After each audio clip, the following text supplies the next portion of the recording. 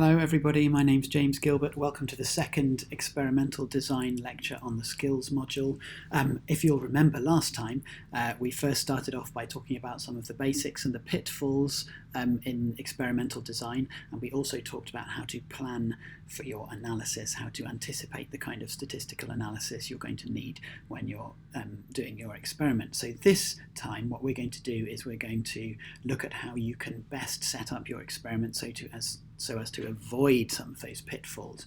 So if you'll quickly recall, we have two kinds of question that we can ask. We can ask difference questions and we can ask association questions. Now, the simplest kind of experiment is the difference question, and we're going to focus on difference questions for the rest of this video.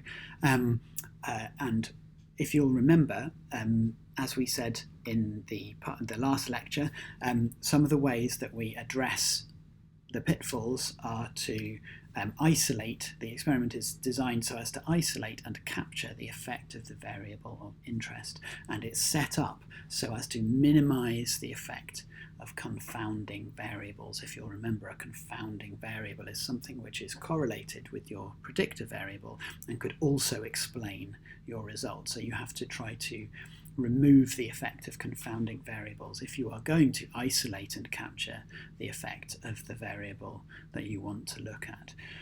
So the first thing we're going to do, we're going to look at isolating and capturing the variable of interest, and that is a question which involves designing your treatment groups in the right way. So when we are asking difference questions, there are several different ways that we can arrange the factors that we are trying to look at, the predictor variables. Remember, if we're asking difference questions, we're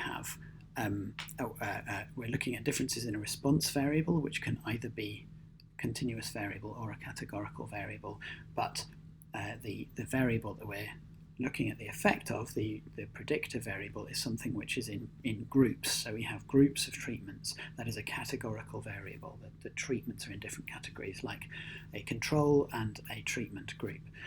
So the first thing we can do is to have a one-factor design, and that is where we are looking at the effect of only one variable, and that is only one difference between treatment and control, for example. And that factor can have two levels, like this very, very simple design, level 1 and level 2 of factor 1.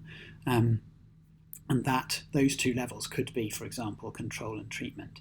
But it's still a one-factor design if you have more than one level of factor number 1. So you could have a control and then several levels of a treatment, several dosages of a drug, for example, or several different drugs. You could have the effect of a control and then the effect of 2 or 3 or 4 different drugs. That would still be a one-factor design.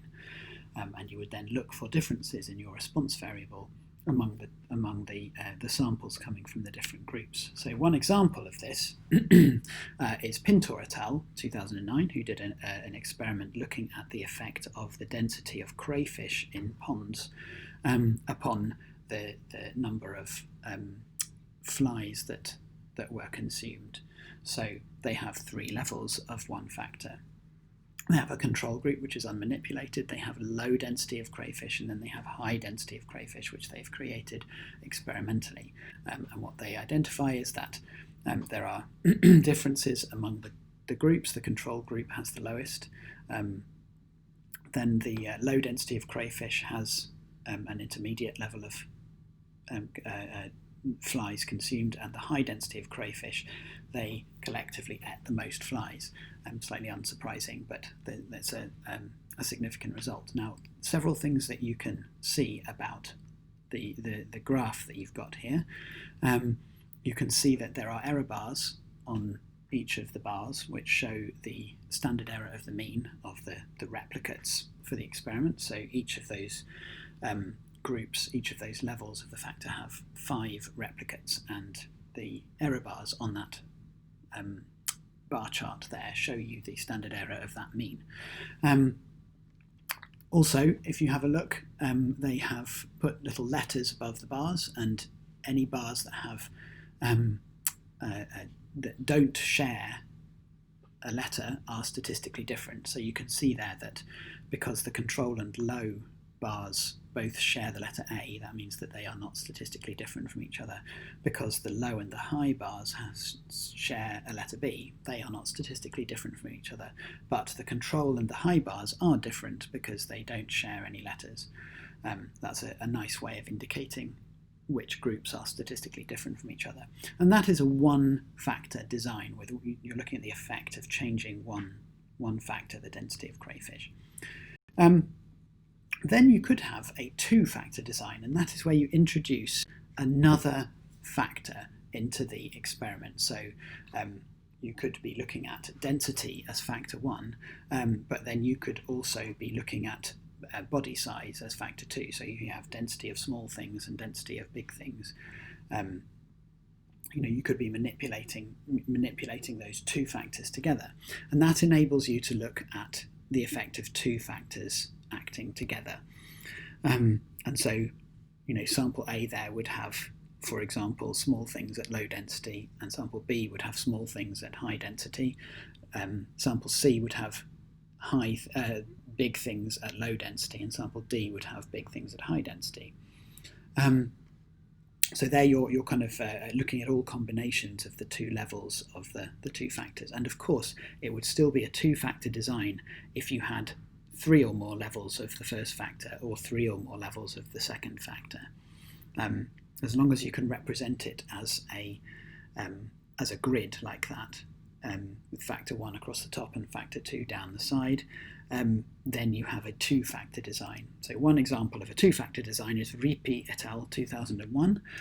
They were looking at whether larvae of caterpillars, whether caterpillars get benefits from being conspicuous by being brightly coloured, but also by aggregating into groups. So they're looking at whether the benefit of being conspicuous, being kind of brightly coloured, advertising how nasty you taste, carries different benefits depending on whether or not you are aggregating in a group or not. So they have a design a bit like this. They've got 3 levels of signal size, that's the degree of conspicuousness, and then 3 levels of grouping. So you've got solitary, then you've got a group of 4, and then a group of 8. And they tested all 9 combinations of these factor levels. So they've got a 3x3 grid, and they're able to examine the effect of signal size and group size in combination with each other. And so this graph here shows you what they found in terms of signal size. So they found that the number of caterpillars that were attacked, the number of groups that were attacked when caterpillars were presented singly, increased as the signal size increased. So the bigger they are, the more they were attacked as the signal size increased. But the researchers were also able to examine the secondary effect, the effect of group size as well. So you also get groups of 4 and groups of 8 collectively suffered more attacks than caterpillars singly. So why, you might be asking, don't you just do 2 experiments here? Why don't you look at the effect of conspicuousness first and then another experiment to look at the effect of group size? Well, firstly, combining the 2 into a single experiment is more efficient in terms of time you spend on the experiment and research money, for example. But the big advantage of doing this is that it allows you to look at the effect of both factors combined, and this is something that we call a statistical interaction, and it's something that you'll learn about in later courses, and you'll be kind of implementing and analysing it in later years. But what it allows you to ask is whether the effect of conspicuousness is different depending on the group size, and you can see from this graph that it is. So in group sizes of 1, then you can see conspicuousness obviously has a strong effect upon the number of caterpillars attacked. But when you have a group size of 8, then conspicuousness is less important because the 3 levels of conspicuousness are less different.